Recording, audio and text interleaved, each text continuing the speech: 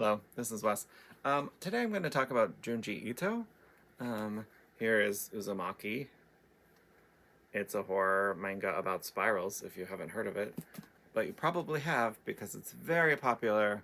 It's one of the best-selling comics of all time, and it's been selling for more than a decade now in the top tiers of comic book lists. I also have this great collection of some of his shorter work.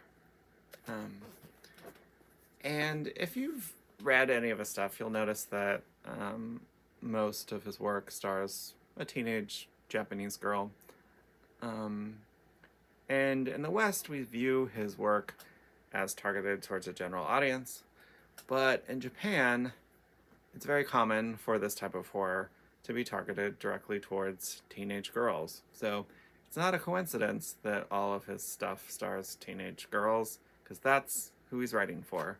He's trying to scare and freak out and excite his target audience. And it's interesting that in the West, we view his work as more general audience, even sort of more adult content, even though it's really not adult content. It's just creepy stuff for teenagers. I guess we have kind of the equivalent here of PG-13 horror movies, but those are never specifically targeted towards teenage girls, and generally speaking, they want the adult audience to watch it too. They're trying to get as broad a base of horror fans as they can. But I think that one reason Junji Ito is successful here is that he does a really good job of creeping out teenage girls. So when you read some of his work and experience it from the perspective of the protagonist, it helps get you into that mindset, so that when something creepy happens, you feel those emotions from the protagonist's view.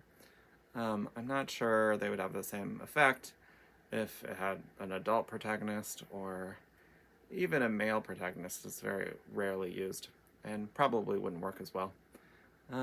That's mainly what I want to talk about today, but also that we often restrict what we experience because of who it's targeted towards. For instance, some people don't like animation because they think it's childish and they don't respect it, but really it's just an art form.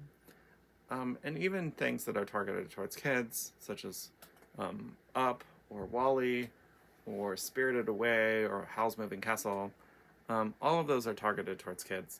But they're amazing works of art that I highly recommend you experience, even if you're not a kid.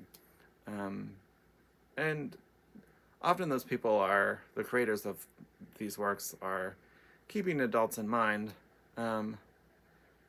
but sometimes there's something to be said for works that specifically target one group of people, but transcend those barriers.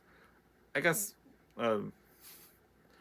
example would be like Bluey, who lots of adults like, even though it's very, very obviously targeted towards children. But if something's smart and insightful and respects its audience, it will transcend those barriers. Okay, that's it for tonight. Thanks for listening, and I'll hopefully post a little earlier in the day tomorrow.